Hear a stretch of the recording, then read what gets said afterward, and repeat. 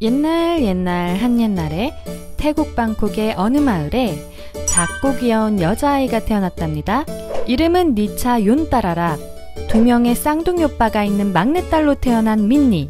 태국인들은 보통 어렵고 긴 본명 대신 별명을 지어 이름처럼 부르는데 그녀의 칠레는 민니였어요. K-팝 아이돌로 활동하는 리사, 뱀뱀 또한 그들의 칠레는 활동명으로 사용하고 있었죠. 민니라는 이름은 미니마우스에서 따왔는데 그녀의 쌍둥이 오빠 또한 미키마우스에서 따온 칠렌을 가지고 있었어요. 민니의 집안은 일명 하이소라고 불리우는 금수저 집안이었어요. 이런 하이소들은 대개 화교 출신들이 많은데 민니 또한 할머니 할아버지가 중국인인 태국 화교 3세였어요. 하이소란 하이소사이어티의 약자로 태국 상위 10% 이내의 상위 계층을 의미하는 단어로 태국 사회에 각계각층에 영향력을 주는 최소 100억 이상의 재력가들을 뜻하는 것이었어요. 그도 그럴 것이 민니의 조부모님은 태국에서 호화 리조트를 운영하고 계시고 아버지는 태국 최초의 은행 부회장이었어요. 삼촌인 넷 윤따라락은 태국의 클래식을 처음 전파한 전설적인 피아니스트로 민니의 가족은 분야를 가리지 않고 잘 나가는 클래스가 다른 집안이었답니다. 삼촌의 재능을 물려받은 것인지 민니는 어릴 때부터 예술적인 소질이 있었어요. 어머니가 집에서 항상 피아노를 가르쳐 주셨기 때문에 민니는 5살 무렵부터 각종 콩쿠르에 나가며 전문적으로 피아노를 배우고 자랐어요. 피아노와 노래를 같이 할 수 있는 사람이 되고 싶었던 민니는 보컬 레슨 또한 받기 시작했어요. 여유 있는 집안이라 전폭적인 지지를 받으며 음악에 대한 꿈을 키워나갈 수 있었죠. 학교에서는 뮤지컬과 치어리더 등 각종 무대 행사에 빠지지 않고 참여하는 끼 있는 학생이었답니다.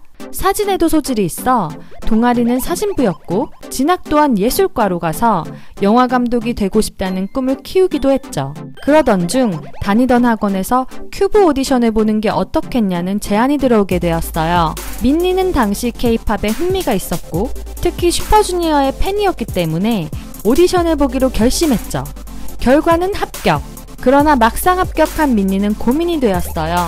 대학교도 가고 싶었고 가족과 떨어져 혼자 한국에 가는 게 두려웠기 때문이죠. 하지만 한 번뿐일 수도 있는 기회를 꼭 잡으라는 부모님의 응원에 민니는 큐브에 입사하기로 결정하게 되었답니다. 고등학교 졸업식에도 못 간 채 홀로 한국 가는 비행기에 몸을 맡긴 민니.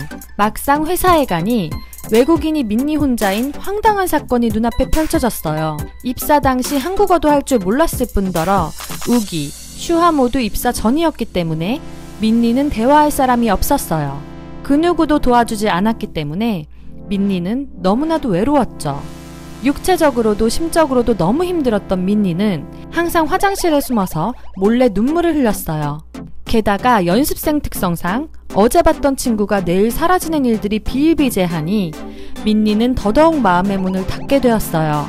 정이 많은 민니는 새로운 친구가 와도 친해지면 떠나게 될 때 너무 힘들 것 같아 일부러 냉소적으로 사람을 대하기 시작했어요. 친해진 사람이 떠나가고 또 새로운 사람이 들어오는 일상에 너무나도 지쳐버렸던 거죠. 민니는 자신이 상처받는 게 두려웠어요.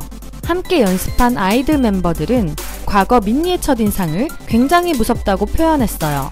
뭐든지 관심 없다는 표정이었고 슈아는 심지어 민니가 자신을 무시한다고 생각할 정도였어요. 지금과 다른 어둡고 차가운 아이였답니다. 하지만 데뷔조가 정해진 후에 민니는 180도 변화하게 되었어요. 드디어 기댈 수 있는 내 사람들이 생겼기 때문이죠. 3년 반의 기나긴 연습생 생활을 마친 민니는 드디어 아이들로 데뷔하게 되었어요. 아이들 외국인 멤버 중 가장 한국 생활이 긴 민니는 수준급의 한국어 실력을 보여주었어요. 우기와 함께 팀 내 단 둘뿐인 한국인 멤버를 맡고 있고 김민니라는 한국식 네이밍까지 있죠. 민니는 유학 경험도 없는데 태국어, 영어, 한국어, 중국어, 일본어 5개 국어가 가능한 언어 쪽에 머리가 비상한 재능을 가지고 있었어요. 그래서 아이들에서는 영어 담당을 맡고 있죠. 중국어는 4년 정도 공부했는데 중국인 멤버 우기와 간단한 의사소통이 가능한 실력을 가지고 있어요. 특히 한국어는 네이티브 못지않은 실력을 가지고 있답니다. 한국어 글씨체도 너무 예뻐서 폰트로 내줘야 할 정도인데요. 말하는 모습을 보면 예사롭지 않은 단어 사용과 한국인 같은 찰진 말투가 진짜 한국인이 아닌지 헷갈리게 만들었죠. 오죽하면 팬들이 민니 여권이 혹시 초록색이 아닌지 검사해봐야 한다고 한답니다. 제일 좋아하는 한국어는 헐, 다른 말로는 헐을 절대 대체할 수 없다고 했죠.